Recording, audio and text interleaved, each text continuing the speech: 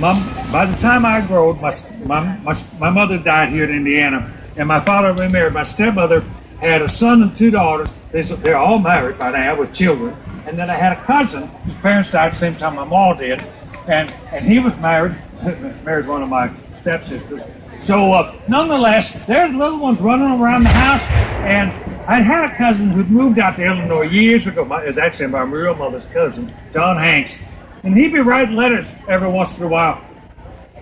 Tom, you got to come out to Illinois. Blam! You can get 18 bushels of corn an acre in some places here. Well, we couldn't grow corn like that in Indiana.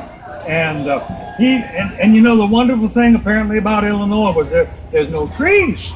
And so we didn't have to grub stumps, and there's no rocks. And it was a farmer's paradise. So, well, I was the only one could read and write in the family. I'd read these letters, and my stepbrother, my cousin, my stepsisters, they'd be listening and looking at one another. One day we found out they all got together and decided they're emigrating to Illinois.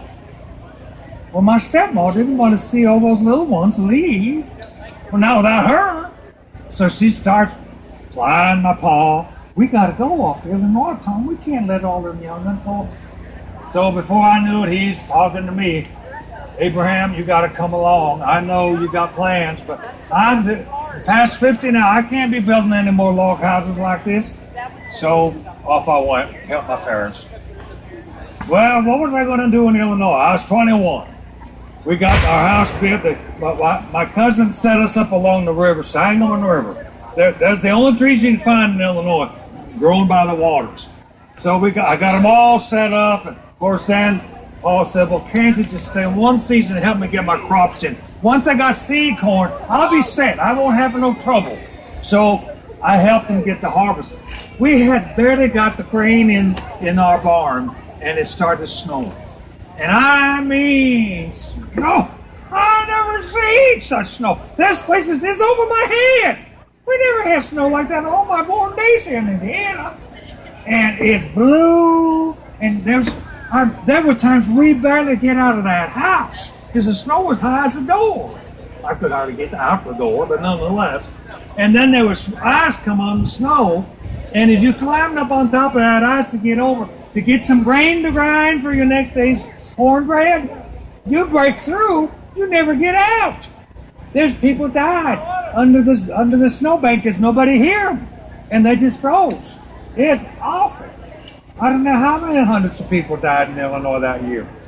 Well, finally, when spring come, my parents decided they're going to sell everything and go back to Indiana where it's safe. Living here in the woods, we didn't have winters like that. Well, we packed up and set out. We didn't get halfway to the border. We got to Coles County, and we stayed the night with this old farmer. And he said, ain't you the same folk come through here last spring and you was lost as a one-eared rabbit? I said, you got it right, that was us. He said, well, what happened? Everyone wants to go to Illinois.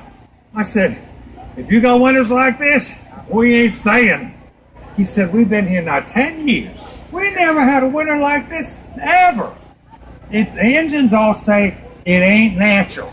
Go ahead, stay. There's plenty of good land around here. There were trees. So they decided they weren't going to go all the way back. So my mom's still living in Coles County.